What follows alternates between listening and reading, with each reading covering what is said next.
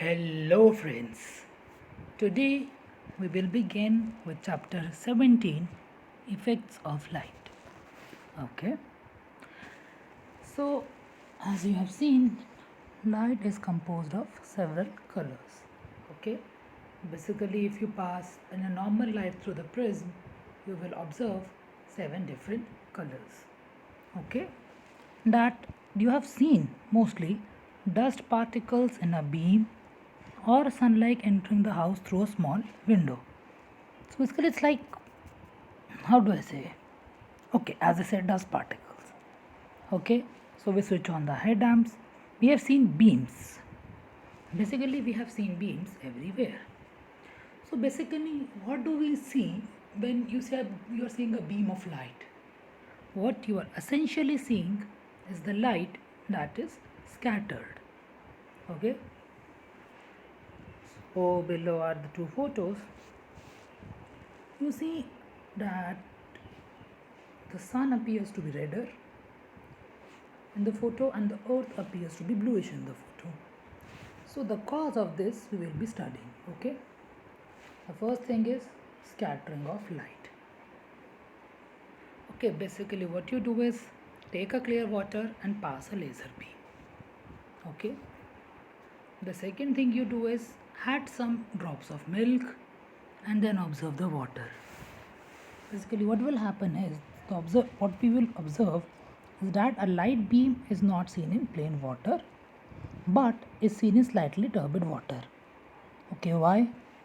Because they hit the tiny particles of milk and get scattered. Okay, so basically what happens in air and gases and liquids, the particles are spaced very far away. Okay, and the water particles are they scatter the light so less that we cannot actually see them. Okay, but if you add some milk to it, what happens is the scattering is more and hence you can see the light. We can see the light. If these scattered rays enter our eyes, we perceive the light. Okay, that is, you see, suppose this is our eye. Okay, I know a very bad experiment of eye. Okay, this is our eye. This is the incoming ray. This is the particle which scatters it, and what we see, what the ray enters our eye is what we see. If the ray does not enter our eyes, then we do not see it. As simple as that. Okay, now try the same experiment with various other kind of particles. Basically, the particles that will dissolve in water, they won't have that much distinct. Basically, sugars from the salt and sugar, the scattering won't be observed that much because the particles, they are surrounded by water. Okay, and they break. So there's no big particle as such to scatter them. Okay, so I'm reading this. When sun rises, our surroundings appear illuminated. Okay, we see that every time. The entire sky appears bright. Naturally. Why this happens? This happens because of the dust and tiny particles in air. Okay, basically what is happening is the sun rises. Now what happens is that if the atmosphere wasn't there, all the sky would be dark. Okay, except for one shining body. Okay, if the whole sky is illuminated, it is primarily because of the dust and tiny particles. If we don't have the atmosphere, the whole of it will appear dark. Okay, so as I say, the scattering of light is by the tiny particles of various constituents of air. Okay, let me underline it a bit better. Dust and other tiny particles of various constituents of air. Now as they say that as I said, that if had been there been no atmosphere, the sun would not have been directly seen. Now this is proven by satellites that go out. Okay, the satellites, when they go out of the Earth's atmosphere, all the space is dark and what they see is the one shining object, which is our sun. Okay, now time for another experiments. Okay, This is what the setup looks like. Okay, basically what you do is make a small concentrated. Remember that the light should be as small as possible to help us able to observe the scattering. Okay, what you do is cover cover this thing with black paper and make a small hole in it, so that if light comes, it comes only from that small hole. Okay, then put clear water, light the bulb and place the beaker. Now observe at front, that is from here and from 90 degrees. Okay, now add 2 to 3 milks of water such that the milk is bit turbid. Now what happens is, at 90 degrees a blue tinge is seen. Okay, since blue light is scattered there, blue light is scattered at 90-degree angle. You see blue light below. So since blue light is scattered, what you see is red light below. Okay, the one thing to do is, this experiment should be done in a dark room. You see, because there has to be only a single source of light. Because if multiple sources of light are there, from here, from here, from here, everywhere light is coming, then this experiment is of virtually no use. Okay, so as they say, sunlight is scattered. Okay, I'm reading this. Is scattered by molecules of gases like nitrogen, oxygen. Okay, so blue color is scattered the most, and therefore the sky appears blue.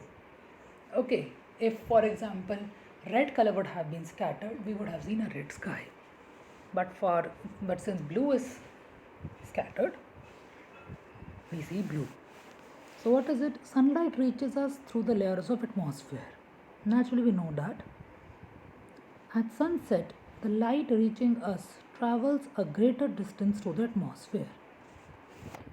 Okay, basically in order to explain that, okay, let me take yellow color for the sun. This is the sun. Okay, and this is our blue planet Earth. So actually should be a 3D structure more like. So what happens is, suppose this is the point of the noon. So the sun rays go straight. But when there is sunset, imagine a 3D structure. Okay, basically a part. But now when there is sunlight or sunset, it's more like here. And similarly, this is on the opposite end as well. You're considering a sphere. So during sunrise or sunset, sunlight, as you see, has to travel to here and have to travel to here respectively. So the distance the sunlight has to take is actually really high. So now scattering, you see, the scattering is a function of, okay, I won't go into much technical details since it's not explained in the book. Okay, let me explain it in as basic language as possible. Basically in the Vibgyor spectrum, okay, the more the length, the more the next color is scattered. If distance is less, violet, then indigo, then blue, then green, then yellow, then orange, then red. Okay, these three shades are more commonly seen. Okay, so now due to larger distance, the red yellow light reaches us directly and the sun appears red. Red is scattered less than blue light. Okay,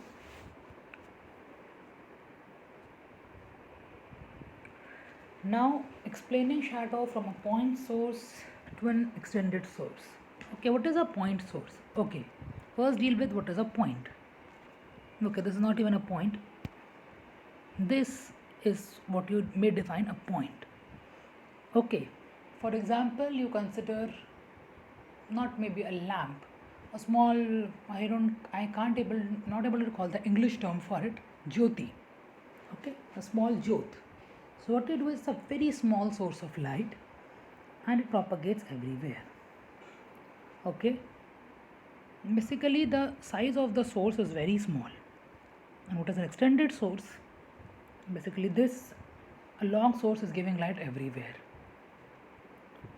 One example would be, say, tube light. Now, the bulk of the sources we know are extended sources.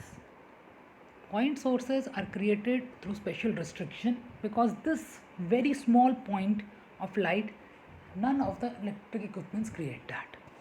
Or maybe there are some sophisticated equipments, but not the ones we commonly use. Okay, I hope I have defined what is difference between a point source and an extended source. Okay, now coming back to experiment, what you do is you light a candle, you place a cardboard near it, you have a ball, okay, and then you observe its shadow. Okay, so as I defined the first, let me see what's written. So a light source is called a point source, okay, from a single hole. Now place a screen at a distance of say 1 meter, which is defined by the book, and hang the ball and observe the shadow. Okay, the shadow is given by AB. Now the points, both OP and OQ, these two lines have originated from a common point O. Okay, now the thing is, there is no ray. For example, if this is the ray, okay, this didn't reach the screen. Okay, the part is unlit, and that is called a dark shadow or umbra. Okay, that is due to a point source. Now what you do is you replace it by extended source. Now what will happen? The difference will be, you will see two parts in the shadow. Okay, the one which goes straight, and the other which goes transparent. You see, an extended source is made up of many small sources combined together. So it's a source here, and virtually everywhere. Okay, so there is, maybe it's for bulk of the sources, the straight lines form the darker, and the ones that go on the extreme ends, they form the darker portion. Okay, now due to extended source, as they say, we see two parts in the shadow, one faint, which is the larger lighter one, the middle darker one. The faint part is called penumbra, and the part AD is called umbra. Okay, now the thing is, what in this case the ball was almost of the same size as the torch. Now, okay, now what will happen, as they say, when the ball is bigger than the extended source? Now if you move away further and further, the umbra, this AD will become shorter. That is what is happening. Yep, the penumbra is become bigger and bigger. Okay, basically both of them become bigger. Why? Because the distance is increasing. Okay, just wait a moment please.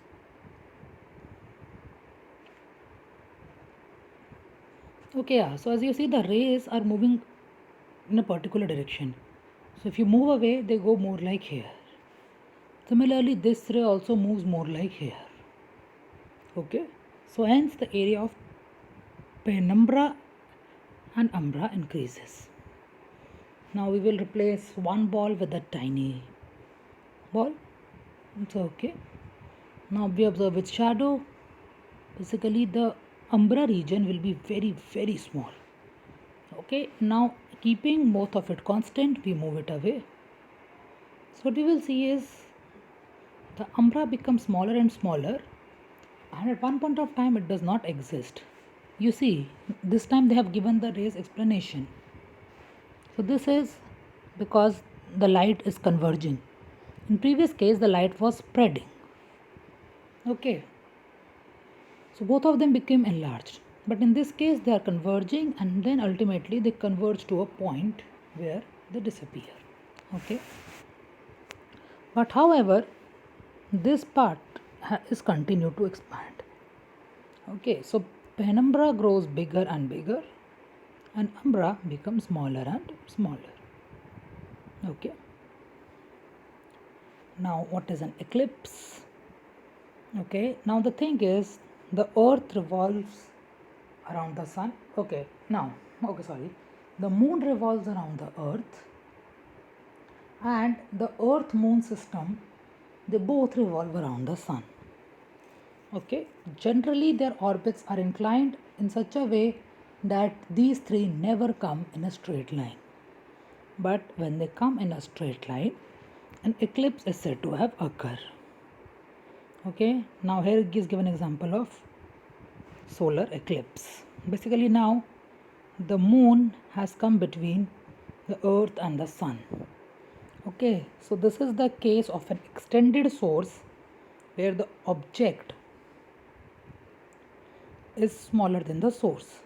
So what will happen is only a very small area, as you can see, a very small area is affected directly, and penumbra, which is a smaller portion, is offered. Okay, in case of a lunar eclipse, however, you can see that even though earth is bigger, no, when the earth is much lesser than the sun, but even it's large enough, so what happens, it becomes expanded. Okay, and umbra and penumbra regions are comparable.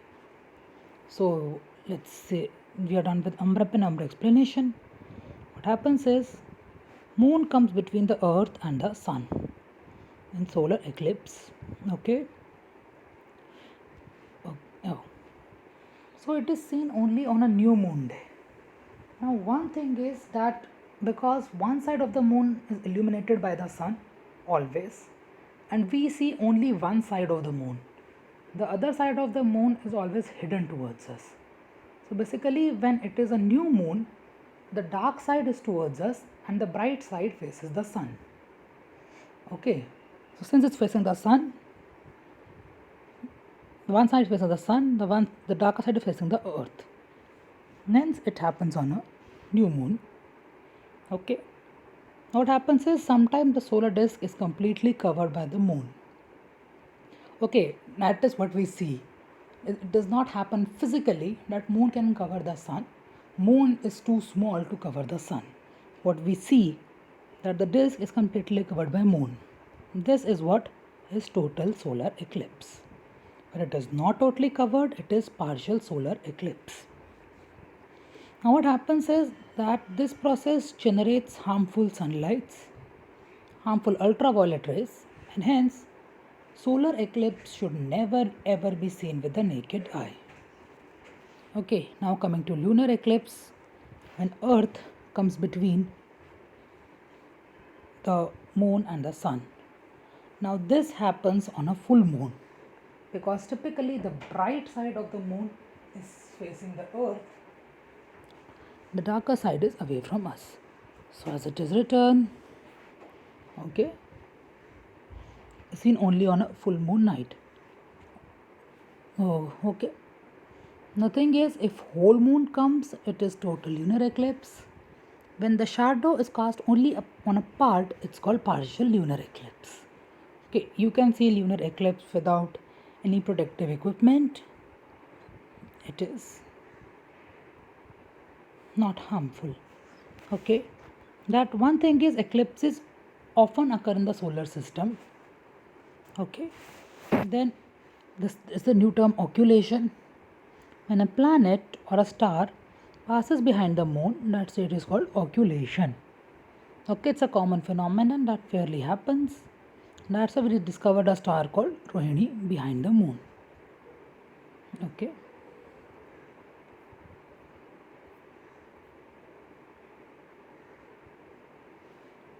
So what is zero shadow day? Okay.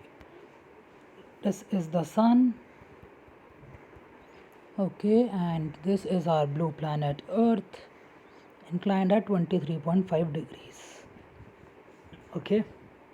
Now what happens is When the sun is directly overhead at noon, the shadows completely disappear. You see, because this is the object and these are the sun rays. Okay, so shadows are not formed because it's directly overhead. But this event is observed between 23.5 degree north, which is Tropic of Cancer, and 23.5 degrees south, Tropic of Capricorn. Okay, because beyond them the sun angle is really different. Okay, for places you can see Tropic of Cancer passes through midway of India. So for places above Tropic of Cancer, in places like Delhi or in places like Srinagar, you cannot really have this phenomenon of zero shadow day. But below the equator in Mumbai or in Thiruvananthapuram, you can have this event. And the one thing is, eclipses do not have any bad effect on human beings. Okay, so this is what this always remember block says, that it is necessary to get rid of superstition beliefs. Okay, thank you.